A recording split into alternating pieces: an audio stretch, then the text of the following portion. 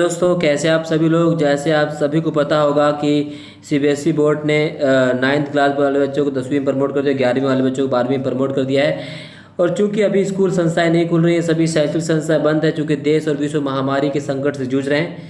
और तब तक हम अपने विद्यार्थियों को लाएं, क्योंकि घर में बच्चे बोर हो रहे हैं, पढ़ाई रुक गई है, सीखने और समझने की क्षमता धीरे धीरे धूमिल पड़ती जा रही। तो इसलिए हमने सोचा है क्यों ना हम बच्चों के लिए एक ऑनलाइन क्लास शुरू करें, ताकि बच्चे अपने कक्षा के उन कार्यक्रमों से निरंतर जुड़े रहें, जिससे उन्हें किसी प्रकार की परेशानी का सामना ना करना पड़े। जैसे स्कूल है वो लगातार उसी माहौल में ढल जाए। तो आज हमारी पहली कक्षा है। आज हम 12वीं क्लास वालों के लिए समकालीन विश्व राजनीति के पहला चैप्टर आपके सामने लाए हैं। और मैं आशा करूंगा कि ये काफ़ी आप लोग देखेंगे और आपकी समझ में आएगा, और सही मायनों में आपको लगेगा कि हम एक राजनीति सब्जेक्ट पढ़ रहे हैं। ना सिर्फ पढ़ रहे, बिल्कुल समझ रहे हैं। इसे रटना नहीं, बिल्कुल समझना है। मेरा एक छोटा सा प्रयास, परिवर्तन ऑनलाइन स्टडी की तरफ से एक छोटा सा प्रयास। चलिए आज का पहला चैप्टर शुरू करते हैं। आज हम बात करें दोस्तों शीत युद्ध का दौर। क्या होता है शीत युद्ध? आखिर समकालीन विश्व राजनीति में शीत युद्ध का क्या मतलब है, क्या महत्व है, क्यों शीत युद्ध इतना महत्वपूर्ण माना जाता है? ये जो शीत युद्ध का दौर था क्यों इतना महत्वपूर्ण माना जाता है समकालीन विश्व राजनीति में, आज हम समझेंगे दोस्तों। तो ज़्यादा बात ना करते हुए, जो मेरे चैनल पे नए चैनल पे हैं वो मेरे चैनल को सब्सक्राइब कर लें और बेल आइकन को प्लीज़ दबा दें, ताकि आपके पास नोटिफिकेशन नए नए सब्जेक्टों की लगातार पहुंचती रहे, ताकि आप लोग शिक्षा से दूर ना रहें। लगातार इसी प्रयास में हम आगे निरंतर कोशिश कर रहे हैं। और आज की पहला टॉपिक हम आपके सामने रखते हैं दोस्तों कि शीत युद्ध का दौर क्या है। और शीत युद्ध में दौर की जब हम बात करते हैं तो पहला प्रश्न उठता है क्यूबा मिसाइल संकट का। जी हाँ दोस्तों, क्यूबा मिसाइल संकट का हमारा पहला टॉपिक है, क्यूबा मिसाइल संकट। आखिर है क्या क्यूबा मिसाइल संकट? तो दोस्तों, क्यूबा अमेरिका के तट से लगा हुआ एक छोटा सा देश है, और क्यूबा का जुड़ाव सोवियत संघ से था, और सोवियत संघ उसे कूटनीतिक तथा वित्तीय सहायता देता था। तो क्योंकि शीत युद्ध के दौरान जब संपूर्ण विश्व 2 खेमे बढ़ चुका था, एक खेमा चला गया, एक खेमे का जो नेता था वो सोवियत संघ था और दूसरे खेमे का नेता अमेरिका था। तो इन दोनों में एक दूसरे से आगे निकलने की होड़ चल रही थी, और इसी होड़ में सोवियत संघ ने अमेरिका को टक्कर देने के लिए क्यूबा, जो एक द्वीपीय देश था अमेरिका से लगा हुआ, वहाँ पर अपने परमाणु मिसाइल तैनात करने की कोशिश की। तो ध्यान है दोस्तों, तो क्यूबा का जुड़ाव सोवियत संघ से, और सोवियत संघ उसे कूटनीतिक तथा वित्तीय सहायता देता था। आगे बात कर देंगे दोस्तों, तो सोवियत संघ के नेता का नाम था निकिता खुरुश्चेव। बहुत बार क्वेश्चन पूछा और काफ़ी इंपॉर्टेंट है दोस्तों, इसे राइट डाउन कर लो कि सोवियत संघ के नेता का नाम क्या था? निकिता खुरुश्चेव। बहुत बार 2 नंबर में 1 नंबर पूछा गया है। और क्यूबा को रूस के सैनिक अड्डे के रूप में बदलने का फैसला किया गया। निकिता खुरुश्चेव द्वारा क्या किया गया कि क्यूबा को किस प्रकार से एक मिसाइल अड्डे के रूप में तैनात किया जाएगा, ताकि वह अमेरिका से हर संभव उसको ताकतवर हो सके और उस प्रकार से आंख दिखा सके। तो 1962 में 1962 में खुरुश्चेव ने क्यूबा में परमाणु मिसाइलें तैनात कर दी। ध्यान रखना दोस्तों, 1962 में 1962 में क्यूबा ने क्या कर दोस्तों? क्यूबा में परमाणु मिसाइल तैनात कर दी। किसने? निकिता खुरुश्चेव ने कर दी 1962 में। बहुत बार पूछा गया कि निकिता खुरुश्चेव द्वारा क्यूबा पर कब मिसाइल तैनात की गई, तो 1962 को तैनात की, और इसी को ही हम क्यूबा मिसाइल संघ के नाम से भी जानते हैं। और इन हथियारों की जो तैनाती थी, पहली बार इससे क्या हो गया कि अमेरिका पहली बार नज़दीकी निशाने पर आ गया सोवियत संघ के। और अगर हम इसके बाद और थोड़ी सी बात करेंगे दोस्तों, तो क्यूबा में सोवियत संघ द्वारा जो परमाणु हथियार तैनात करने की भनक अमेरिकियों को कब लगी? 3 हफ्ते बाद। 3 हफ्ते बाद अमेरिकियों को यह खबर लगी कि जो क्यूबा जो सोवियत संघ है उसने क्यूबा पर मिसाइल तैनात कर दी है, उसका जो रुख कर दिया है अमेरिका की तरफ। तो दूसरी तरफ अमेरिकी राष्ट्रपति थे जॉन एफ कैनेडी, और उनके सलाहकार कुछ भी ऐसा करने से हिचकिचा रहे थे, क्योंकि उन्हें लग रहा था। हम क्यूबा मिसाइल संकट किस लिए बात करें दोस्तों? क्योंकि इस क्यूबा मिसाइल संकट ने शीत युद्ध में बहुत ही महत्वपूर्ण भूमिका निभाई थी। एक तरह से देखा जाए यह शीत युद्ध का चरम बिंदु भी था। तो 1962 में जब सोवियत संघ द्वारा क्यूबा पर मिसाइल तैनात कर दी गई, इसका रुख अमेरिका की तरफ कर दिया गया। और अमेरिका की इस बात की भनक 3 हफ्ते बाद लगी तो अमेरिका के जॉन एफ कैनेडी जो राष्ट्रपति थे, उन्होंने ऐसा कुछ करने से सोचा कि अगर हम भी सोवियत संघ पर मिसाइल तैनात कर देंगे तो कहीं ना कहीं युद्ध का रूप ले लेगा, क्योंकि दोनों देश इतने संपन्न थे कि अगर युद्ध होता तो दोनों में बराबर स्थिति पहुंचती।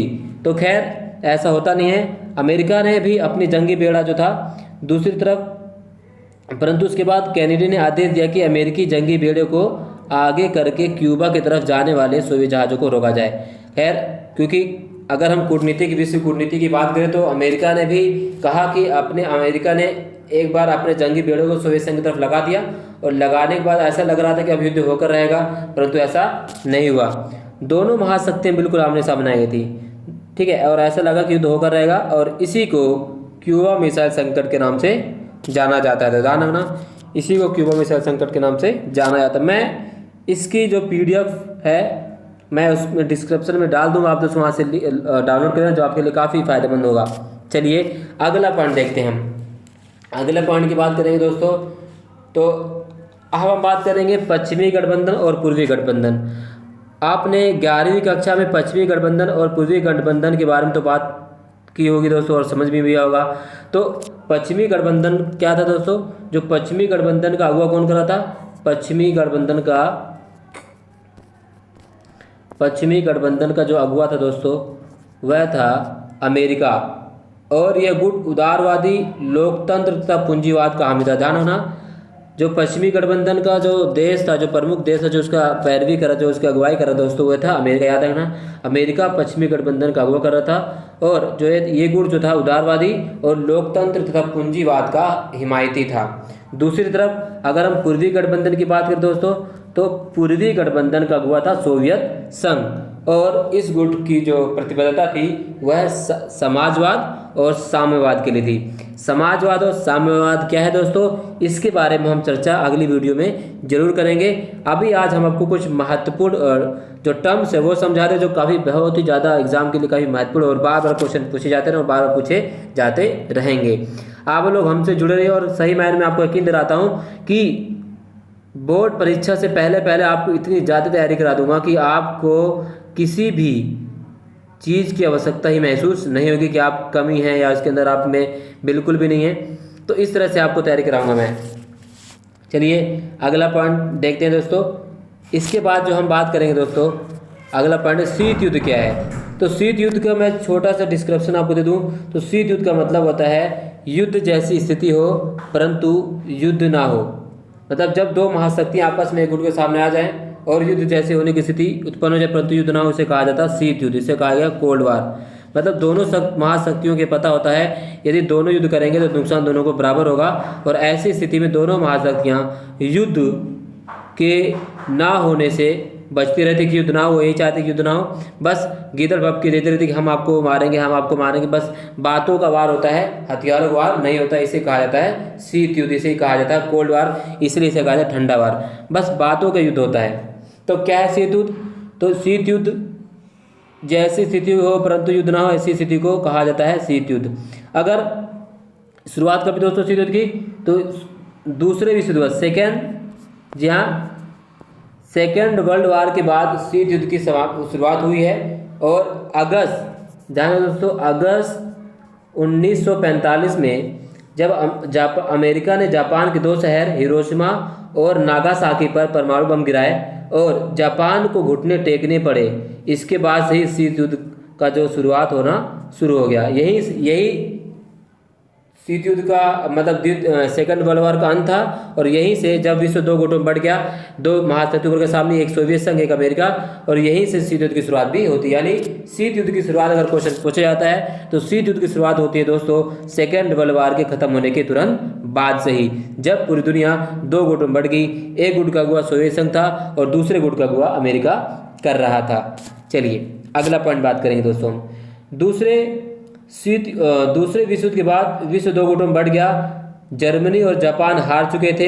अब क्या था ध्यान देना, तो जर्मनी और जो जापान थे दोनों हार चुके, जर्मनी भी हार चुका था और जापान भी हार चुका था। अब हमारे पास क्या बचा हुआ दोस्तों? अब अमेरिका और सोवियत संघ विश्व की सबसे बड़ी शक्ति थी। ध्यान रखना, अमेरिका और सोवियत संघ विश्व की सबसे बड़ी शक्ति थे और अमेरिका और सोवियत संघ की महाशक्ति बनने की होड़ एक दूसरे के आगे खड़ा होना शीत युद्ध का कारण भी बनी। क्वेश्चन बहुत बार पूछा जाता है कि शीत युद्ध का कारण क्या है? क्या है शीत युद्ध का कारण? शीत युद्ध का कारण क्या है दोस्तों? कि कारण यही है कि अमेरिका और सोवियत संघ की महाशक्ति बनने की होड़ ने शीत युद्ध को जन्म दिया। ध्यान रखना, अमेरिका और सोवियत संघ की महाशक्ति के बढ़ने की होड़ ने दोनों के एक दूसरे से आगे निकलने की होड़ ने ही शीत युद्ध को जन्म दिया। इस वीडियो की जो PDF है दोस्तों, मैं आपको डिस्क्रिप्शन में लिंक दे दूँगा, वहाँ से आप डाउनलोड कर लेना। क्योंकि अभी हमारे पास संसाधन सीमित है, तो इसी सीमित संसाधन में आपको अच्छी से अच्छी शिक्षा प्रोवाइड करने की सोच रहे, ताकि आप लोग इस लॉकडाउन में थोड़ा भी निराश ना हो अपनी पढ़ाई को लेकर। ये छोटा सा प्रयास हमारे द्वारा किया जा रहा है परिवर्तन की ओर से। ठीक है, परिवर्तन की ओर से एक आपकी ज़िंदगी में थोड़ा सा परिवर्तन आने की कोशिश की जा रही है और आप हमारा साथ दीजिए और हम आपका साथ जरूर देते रहेंगे। वीडियो को लाइक कीजिए, शेयर कीजिए, सब्सक्राइब कीजिए, बेल आइकन को दबाना ना भूलें। तो कारण क्या था दोस्तों युद्ध का? दोनों महाशक्तियों का आपस में एक दूसरे से आगे निकलने की होड़ ही शीत युद्ध का सबसे बड़ा कारण बना। और दोनों महाशक्तियों के पास इतनी क्षमता थी कि वह एक दूसरे को नुकसान पहुंचा सकते थे। इसलिए दोनों देशों के बीच युद्ध जो था वह रक्त रंजित नहीं हुआ और दुनिया बची रही। सही मायनों में यदि सोवियत संघ और अमेरिका के बीच युद्ध होता है तो दोस्तों सही मायनों में यकीन करो, दुनिया तीसरे विश्व युद्ध के बाद दोबारा से लड़खड़ा जाती और बहुत ज़्यादा नुकसान उठाना पड़ता पूरे वर्ल्ड को, न सिर्फ सोवियत संघ को, अमेरिका को, बल्कि इनके साथ साथ पूरी दुनिया को इसका खामियाजा भुगतना पड़ता। ठीक है दोस्तों, अब हम बात करने वाले हैं मित्र राष्ट्र और ध्रुव राष्ट्रों की। मैंने आपको कहा कि आज मैं आपको वो चीज़ें बताऊंगा जो काफ़ी ज़्यादा महत्वपूर्ण टर्म्स हैं, जो हर एग्जाम में पूछी जाती रही हैं। हर बार CBSE बोर्ड ने इस क्वेश्चन पूछा है, तो इसीलिए हम उनको समझ लेते हैं। आप बात करेंगे हम दोस्तों मित्र राष्ट्र एवं ध्रुव राष्ट्र। तो क्या है मित्र राष्ट्र और ध्रुव राष्ट्र? कैसे बना मित्र राष्ट्र? क्यों बड़ी दुनिया मित्र राष्ट्र और ध्रुव राष्ट्र बटी? हुआ ऐसा क्या दोस्तों, 1945 में जब सेकेंड वर्ल्ड वार खत्म होता है और दुनिया पूरी तरह से दो गुटों में बढ़ जाती है। एक गुट था मित्र राष्ट्र और एक गुट रहा ध्रुवीय राष्ट्र। तो इस तरह से 1945 के सेकेंड वर्ल्ड के बाद दुनिया दो गुट में बटी। एक गुट रहा मित्र राष्ट्र का, दूसरा रहा ध्रुवीय राष्ट्र का। अब हम मित्र राष्ट्र और ध्रुवीय राष्ट्र की बात करते हैं दोस्तों। तो मित्र राष्ट्र की बात करें तो मित्र राष्ट्र की अगुवाई कौन कर रहा था? अमेरिका। कौन कर रहा दोस्तों? अमेरिका मित्र राष्ट्रों की अगुवाई कर रहा था। और इसके साथ कौन कौन से देश थे? तो अमेरिका के साथ अमेरिका, सोवियत संघ, ब्रिटेन और फ्रांस। ध्यान रखना, अमेरिका, सोवियत संघ, ब्रिटेन और फ्रांस, ये चारों देश मित्र राष्ट्र। इसकी अगुवाई कौन कर रहा था दोस्तों? अमेरिका। और इसके बाद हम अगर ध्रुवीय राष्ट्रों की बात करें, ध्रुवीय राष्ट्र दोस्त, तो ध्रुवीय राष्ट्र का जो अगुवाई कर रही थी वो जर्मनी, जापान और इटली। जी हाँ दोस्तों, जर्मनी, जापान और इटली ध्रुवीय राष्ट्रों की अगुवाई कर रहे थे। और चूंकि 1945 में जो सेकंड वार होता है, जर्मनी और जापान हार चुके होते हैं, तो इसीलिए ये ध्रुवीय राष्ट्र और मित्र राष्ट्र की जो स्थिति खत्म होती है और पूरी दुनिया दो गुटों में बढ़ जाती है। उसे हम कहते हैं पश्चिमी गुट और पूर्वी गुट। तो पश्चिमी गुट का अगुवा अमेरिका था और पूर्वी गुट का अगुवा सोवियत संघ था। ठीक है दोस्तों, यहाँ हम समझ के चलिए आगे आप समझ चुके। आपसे बात करते हैं जो सबसे महत्वपूर्ण टर्म्स है, उसे कहा गया अपरोध और संतुलन।